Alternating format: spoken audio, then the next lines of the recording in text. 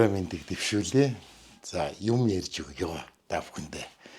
За би 7 хоног болгон кино ч юм уу, ном ч юм уу та бүхэндээ ярьж өгөхөөр шийдлээ. За орой лагер дээр байрны гадаа баг бахад нэгэндээ кино үлгэр зохиол гэл янз юм ярьж өгдөг байсан тийм ээ.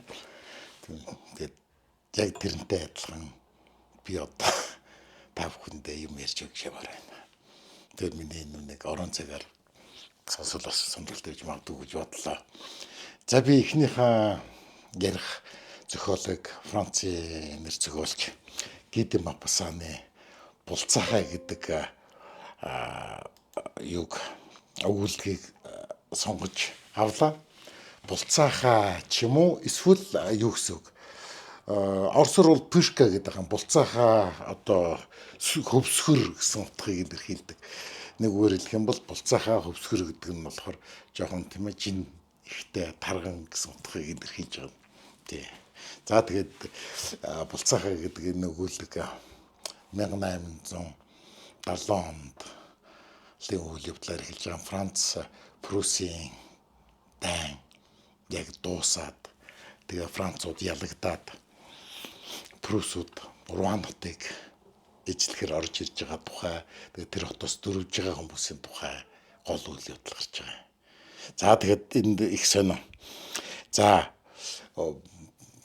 тэр үүлэгдэх хүмүүс оролцох гол баатруудын дүр бол мэдээж булцаахай өөрөө Елизабета Русе гэдэг бүсгүй гол дүр байгаа. За тэгээд одоо бусад дүрүүд гэх юм бол ноён Луазо гэдэг дарсны бөөний худалдаач 8-чин нэг тэр хүн гарна. За тэгээд Лозагийн хатагтай Луазо ихнэр тийм ээ гарна. За мөн Карел Ламадон гэж үйлдвэрийн эзэн хүн гарна. За тэгээд түүний ихнэр Карел Ламадон хатагтай. За тэгээд тэр Бретил одоо гүн гэдэг гүн цултай граф гэж юм да. Тэгээд граф цултай гүн болон гүнгийн хаатан хоёр бас гарна. За тэгээд хоёр гэлмаа гарна. Нэг настай гэлмаа, тэгээд нэг залуу гэлмаа. Ингээд тэр үйл явдал дээр гардаг гол баатрууд эдгээр хүмүүс. Мэдээч Пруссийн нэг офицер гарч байгаа. За тэгээд үйл явдал өвөл 9 сарын одоо ихэр ч юм уу нэлээ хүүт болцсон. Тэгээд цас орсон гэж байгаа юм. Цас орсон. Тэгээд тэд бүгд тэр Руан хотоос дөрвж Гавр гэж хот руу дөрвж явж байгаа үйл явдал гарч байгаа юм л та. Тэгээд тэр үед нэг юм тэр үед ч нэг галт тэрэг мэрэг гэж нэг тэгж түгээмэл байгаагүй байсан л баг. Гэхдээ тэгж галт тэрэгний зам тэгж өнөөдөр шиг хэрэгжлэн тавиагүй байсан цаг. Тэгэхээр морт тэргээр сүүх тэргээр явдаг байсан. За тэгээд олон нийтийн бас одоо нийтийн тээвэр тэр үед бас байж сүүх тэргээр тэгээ олон хүн ингээд суугаад явдаг. Тэр нэг юу гэж нэрлэдэг байсан гэх юм бол дилижанс гэдэг нэртэй тийм сүүх тэрэг байж. Одоо нэг үгээр хэлэх юм бол 4 морь хөлсөн ч юм уу 6 морь хөлсөн ч юм уу тэгээд маш урд автобус шиг тийм том тэрэг одоо хот хооронд нь явдаг байж л дээ. Тий. За тэгээд тэр тэрэгэнд энэ миний дээр дурдгцсан хүмүүс суугаад тэгээд булцаахаа суугаад. Тэгээд Руан хотыг нөө Пруссууд одоо харийн төрөмгийлэгчд эзэлсэн болохоор хоол хүнсээ авчиж амжилгүй хоол хүнс авъя гэсэн чи хүмүүс нь нутгийн иргэд нь одоо цэргүүдээс айгаад одоо эсвэл орогдол цэргүүдээс айгаад нөгөө ялгцсан армийн нөгөө орогдол цэргүүд байна те цухтааж явж байгаа цэргүүдээс тэд нар бол шууд дээрэндээ давдаг. За мэдээч эзлэн төрөмгийлэгч цэргүүдээс айгаад ингээд бүх хүнс мүсээ нууцсан болохоор ер нь хүнс олж авахд маш хэцүү хүндрэлтэй нэг хоногийн дотор олоод авах бол маш хүндрэлтэй байсан. Тэгээд тэд нар ямар ч хүнсгүй зүгээр л энэ Руан хотоос л хурдан гарыг гэсэн бодолтой тэр хэд явж. За тэгээд бид нар энэ дунд манай гол дүрийн баатар Булцаахай гэдэг бүсгүй явж байгаа юм л та. За тэгээд Булцаахайг тэдний дунд ороод иргээ суухаар Булцаахай ямар мэрэгчлээ байсан бэ гэх юм бол эртний мэрэгжил хамгийн эртний мэрэгжил гэж хэлэгдэх одоо бие үнэлдэг энэ мэрэгчлээ бүсгүй байж л хүн болгон одоо жишэл зүйцлийг төрүүлдэг тийм ээ нэг тийм бүсгүй. Тэгээд яалтчгүй тэр том одоо жижиг хөрөнгөтнүүдийн хамт нэг тэргэн цугаад явахаас өөр аргагүй болж байгаа. За тэгээд тэргэнд яваал. Тэгээд ороод ирэнгүүт гүнгийн ахаатан тэр Луазо гэдэг дарсны худалдаач ихнэр тэр Каре гэдэг үйлдвэрийн эзнээ ихнэр эднэр бүгдээрээ нийлээд тэр одоо бие үнэлэгч тийм ээ тэдний дунд яаж орж ирж байгаа юм бэ гэд шууд эсрэг нэгдээд ингээд жив хоорондоо ярилцаад за ирчүүд нь ч гэсэнтэй энэ бүсгүй яаж бид нартай ингэж цуг орж ирвэ гэсэн маягтай цуг одоо энэ эмгтээт одоо бид нар тэгээ цуг байгаа нь одоо нэр төр цэвтэй гэсэн маягаар тэр булцаахад хандж байгаа юм л та. Тэгэл дуурч явдаал ингээл тэгээд хоорондоо жоохон юм ярилцаа. Тэгээд тэр яриа нэг сайн өрнж өгөхгүй. За тэгээд ч ходоод хоосон тийм ээ. За явах зам хоол. Тэгээд Луазо гэдэг тэр дарсны худалдаач нэг дарс авцсан байсан. Ганц шил дарс аваад ирсэн. Тэр дарсаа ингэж хувааж юугаад. Тэгээд тэр хоол биш болохоор мэдээж хэцүү шүү дээ. Тэгэл явж итэл харин булцаахаа өөрийнхөө идэж явах зүйлийг базаагаад бүр олон хоногийн өмнөөс ингээд бэлтгээд ирсэн байна. Явж исэн юм байна. Тэгээ сандалд ороос сакстай хоол хүнсээ гаргаж ирээд дахиад юм гаргаж ирээд дахиад гуй гаргаж ирээд идлээ. Бүгд харлаа, дотроо үзий ядлаа, зэвүүцлээ. Үлсэж яхад нь хажууд нь ингээл гоё юм идэл. Тэгээд хэм булцаахаа зүгээр өөрхөн л авчирсан хүнсийг тийм ээ хэрэгж 3 хоногийн хүнс гэж байгаа байхгүй юу. Тэгэд хамгийн анх лазот хэсгээ байгаад нөгөө дарсны худалдаач хэсгээ байгаад би нэг гоёыг 1000 франкаар ч гэсэн авахд одоо бэлэн байна да. Тэгж их өлсөж гэнэ гэд яриа өдөж эхэлж байгаа. За ингэж яриа өдөд эхэлсэн булцаагач та өлсөж гэнэ үү тийм ээ. Та энэ үнэ гэдгээд дуртай наргу би танд ингэж өгвөл болох уу гэсэн чинь болдгүй яах вэ би дуртай би хүлээж авна гэд идчих. Тэгэд хүмүүс хажууд нь байсан нөгөө эрхмүүд чинь бүгд ингээд нэг хараад нөгөө хоёр лам маань гэлэн маань ингээд бурхандаа залбираал. Тий. Манай эргүүлээл. Манай уншаал нөө эрхээ эргүүлээл тийм ээ.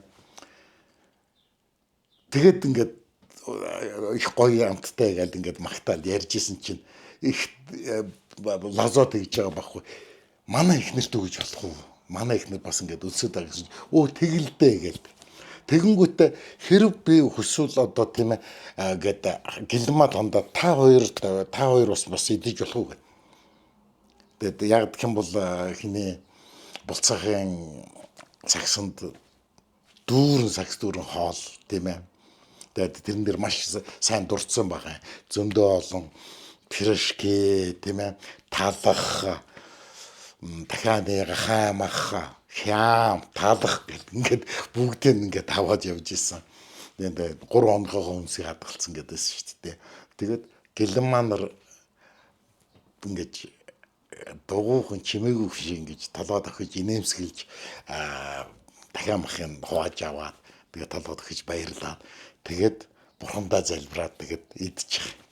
Тэгтэл Лозогийн эхнэр аюу тийм ихэр ааштай нэг 8-чны тийм ээ тийм ааштай тийм. Тэр донд бас нэг одоо демократ гэж хочлогддог тэднийг бодвол нэг арай нэг өөр төвшний нэг хүн явж байгаа. За түүнийг ноён Корнүдэ гэдэг демократ юм.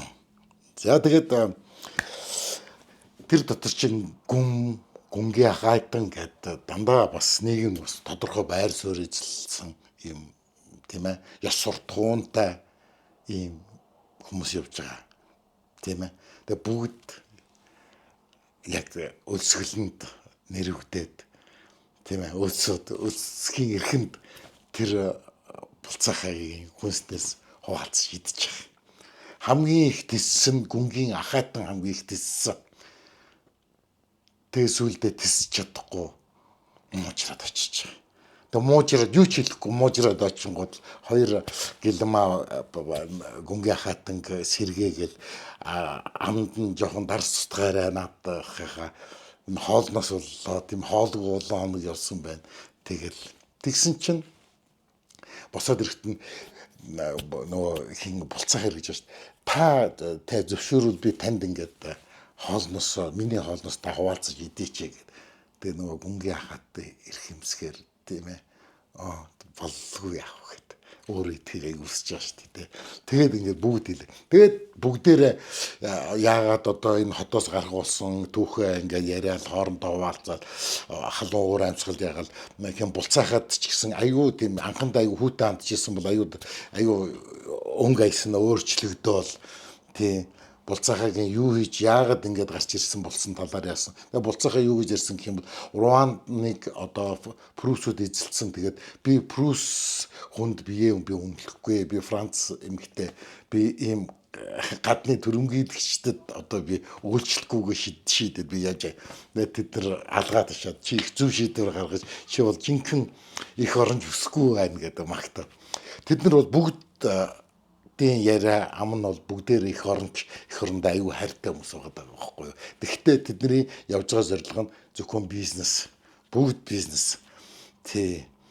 Эзэн тэр үйлдвэр эзэн бол Англи руу мөнгө гаргацсан. Тэгээ мөнгөө шилжүүлгээ тэр Гавр хотод очиж авах гэж явж байгаа. За нөгөө Дарсны 8 чин нөхөр Луазо бол Францын аримд ингээд шахацсан. Тэгээд Францын одоо айр масштабаас бас их хэмжээний мөнгө авах гэж Руанатыг орхиж явж байгаа гэх мэтлэн бүгд өөр гэсэн ажилдаа явж байгаа байхгүй юу. Тэрнээс биш Руан хотод бол хамгийн номын эхэндээ бол Прусын цэрэгт эзэлэгдсэн ч гэсэн Прусын цэргүүд алж чадаагүй айгүй найсаг дотн Францын иргэдээ айгүй дотн байсан гэж байна. Тэгээд гадна гудамжинд ингээ харах юм бол бүгд германчуудад тийм ээ прусуудад аюу дургуу дүр эсгэвч гэртээ ороод ирсэн гэрт нь ороод ирээ суудсан цэргүүдэд офицеруудад Францууд их найрсаг хандж яасан гэж битсэн байгаа. Тийм тэгэхээр нэг юм бодогдуулж байгаа үст тийм ээ. Хүний нүүрэн дээр болохоор тэхгүй нэ штэ гадны дайсантай одоо ингэж сайн гэж харагдахгүй тийм ээ. Тэгэхээр нэг үгээр хэлэх юм бол Руандууд амьдраад үлдээд байвал болоод байх. Тийм. Тэгээ яагаад гарч явж байгаа юм тэгэхээр дайснуудаас зутаасандаа биш зөвхөн бизнесийг хөөх гэж. Тэр дотроос зүгээр л үнэн чин сэтгэлээсээ зугатааж байгаа юм бол булцаахаа байсан. Булцаахаа яагаад гэх юм бол бие үнэгчд бол герман хүнтэй би харьцахгүй гэсэн ийм зорилгоор явж ирсэн. Тэгэхээр энэ бас ялгаа байгаа. Тийм юунаас болж гарч явж байна тийм ээ тэр хот руу. За тэгээд тэр дотор ноён Корнюдэ гэдэг демократ тэр хүн тэр бол бусдаас арай ёс суртахууны хувьд арай өөр хүн байсан. Тий. За тэгээд би ингэж явлаа гэхэд тэд нар их магтсан. За тэгж явж байгаад оройн дэм буудлын үүдэн тэд нэр ирлээ. За тэгээд тэр дэм буудлын цаахан талд нь одоо тэр Гавр хот руу орохгүй тийм Германы одоо Пруссийн том харуулын цэг байдаг. За тэгээ яг цэр цэг дээр яг байдаг яг буудал дээр ирсэн. Тэгээд тэдний зогсоогоод Пруссийн цэргүүд зогсоогоод харуулын цэргүүд зогсоогоод офицер нь за нөхдөө бууцгаа та нар одоо орцгоо бичиг баримтаа бүгдийг шалгуул гээд. Тэгээд бүгдийнхийнх нь бичиг баримтыг шалгаад тэгээд та нар өнөөдөр энэ ч барьж маргааш та нарыг бичиг баримт чинь зүгээр бол та нарыг явах газар чинь явуулна гэдэг. Тэгээд оройн шалгачаад бичиг баримтыг ямар ч асуудал байхгүй байна гэд бичиг баримтыг оруулаад өгч байгаа байхгүй. За тэгээд байж ирсэн чинь тэр оройдоо тэд нар одоо ингээд маргааш бид ингээ гараад явна ингээд баярлалаа дуу ороод тийм ээ аяны хүмүүс яадаг лээ те дуу шуу болол тэгээ бүгдээр ингээд өрөөрөнд ороод унтах гэд яг явах гэж итэл эзэн орж ирээд за энэ дотор хин гэж Елизабет Русе гэж хүн байна уу гэд. Тэгээ би байна гэд нөгөө болцаахаа тэгж байгаа байхгүй. Ноён офицер тантай уулзсан гэж байна. Та одоо өрөөнд нь яваад ач гэд хэлж байгаа. Тэгээ тэр бүгднгийнх нь хажууд хэлж байгаа шүү дээ. Бүгдээр хоолны тэр ширинад ард сууж байгаа. Тэгтэл харчаад би Прус офицертэй би уулзахгүй. Тэгээ нөгөөдөл юу ч хэлж чадахгүй. За дотроо бол за энэчтэй уг нь очиод уулзсан бол зүгээр л байсан даа. Хүн болгон дотроо бодоо. Гэхдээ тэрүүнийг хинч тэрүүнийг өөрийнхөө бодлого дуу оруулахгүй байгаа. Зүгээр л дотроо чимээгүй бодчихж байгаа. Тий. Тэгээд ингээд яваад өгч. Тэгээд маргааш өглөө ингээд босоод бүгдээрээ одоо гарандаа гэж бодоод хүрээд ирсэн чинь офицер дахиж дуудаж чамд. Би наад түнтэй чинь уулзнаа. Уулзахгүй та нар явуулахгүй гэд. Тэгээ нөгөөдөл нь шахчихад за нэг очиод уулзчаа штэ. Асуудал биш штэ. Тийм ээ. Нэг л уулзсан нэг юм үстэй. Зүгээр яг юу асуух гэж байгаа, юу тодруулах гэж байгаа, ямар ч хэрэг байж болно штэ гэж тэгж хэлж хагаад булцахыг тэр офицер руу явуулчих. Тэгээ хэдэн цагийн дараа булцах айгу ууртай орж ирж байгаа. Надад ямар муухай санал тавьсан гэж бодож байна. Би хизээш энэ саналыг хүлээж авахгүй. Ямар санал тавьсан гэдгийг хинч мэдээж ойлгомжтой хинч асуугаагүй тийм ээ. Бүгд ойлгосон. Тий. Тэгэд ардаас нь эзэн орж ирээд хэрвээ зөвшөөрөхгүй танаа надад булцаахаа чинь зөвшөөрөхгүй бол та нарыг бүгдийг нь явуулахгүй гэж байна гэдэг.